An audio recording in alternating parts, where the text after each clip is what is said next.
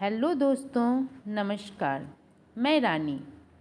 आज त्योहार का पहला दिन है, नवरात्रा का पहला दिन है।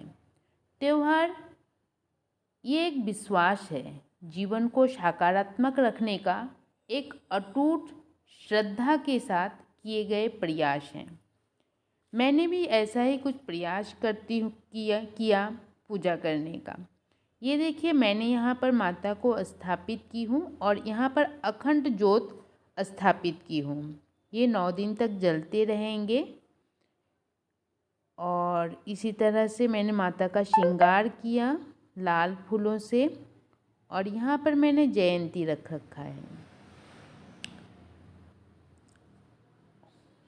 और मैंने सुबह से ही आज इस कामों में लगी थी। इसमें थोड़ा समय ज़्यादा ही लग जाता है। उसके बाद मैं पूजा करके अपना पाठ करूँगी।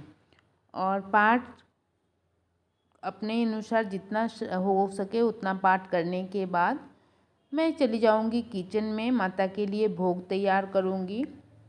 तो भोग से पहले मैं ये बादाम वगैरह जो हैं उनको रोस्ट कर लेती हूँ। तब तक दूध गर्म होने के लिए मैंने रखा है, क्योंकि माता के लिए आज मैं साबूदाना और मखाना का खीर बनाऊंगी।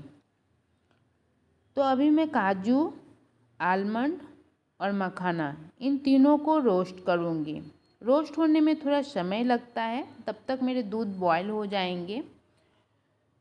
धीरे धीरे मैं इन सबको रोस्ट कर लूँगी धीमे आंचों पे, क्योंकि तेज़ आंच पे अगर रोस्ट करेंगे तो अंदर से कच्चे ही रह जाते हैं। तो मैं इस सब घी डाल के फिर इन सबको फ्राई कर लूँगी। अगर आप चाहें तो इस पे फ्राई करने के टाइम में ही आप इसमें सेंधा नमक डाल सकते हैं। घी जब डालते हैं उसी टाइम आप सेंधा नमक डाल के भी इसको फ्राई कर सकते हैं। मैं इसमें सेंधा नमक नहीं डाल रही हूँ, क्योंकि सेंधा नमक का प्रयोग आज तो मैं नहीं करूँगी।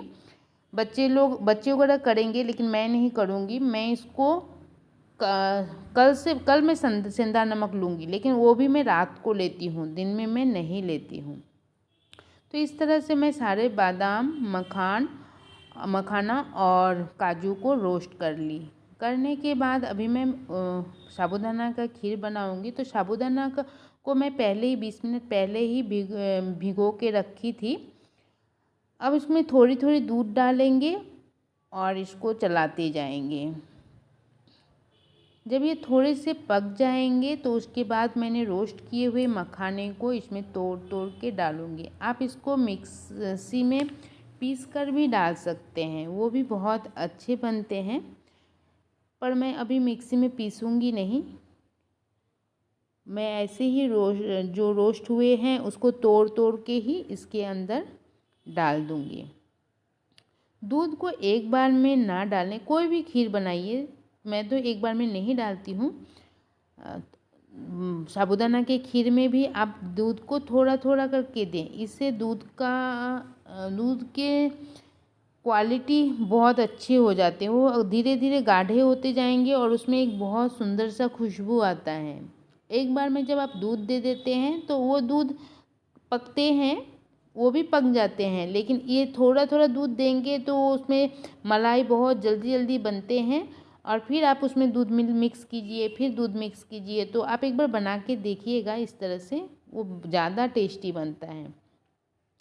तो इस तरह से मैं साबूदाना, देखिए मेरा साबूदाना का खीर कितना सुंदर दिख रहा है। और मैंने इसमें रोस्ट किए हुए मखाने भी डाले हैं, तो इसके स्वाद और भी दोगुने हो जाते हैं। मखाने अपने आप में ही स्वादिष्ट होते हैं, उसकी खीर तो बहुत अच्छे ही बनते हैं। और लेकिन जब आप साबूदाना में डाल के बनाएंगे तो इसके स्वाद भी बहुत अच्छे होते हैं। आज तो मुझे माता के लिए भोग बनाना है, तो इसीलिए मैं इस तरह से ही बना रही हूँ, दोनों चीज़ों को साथ में डाल के। और इस तरह देखिए मेरे ये तीनों फ्राई हो गए हैं। और मैं कुकर में लौकी और आलू का सब्जी बनाई, जीरा का तड़का लगा के, जीरा और हरा मिर्च का तड़का लगाई। इस तरह से मेरे सब्जी, खीर और ड्राई फ्रूट तैयार हो गए हैं। अब मैं माँ को जाके खीर का भोग लगाऊंगी। और इस तरह से मेरे बहुत सारे काम कंप्लीट हो गए हैं। अगर ये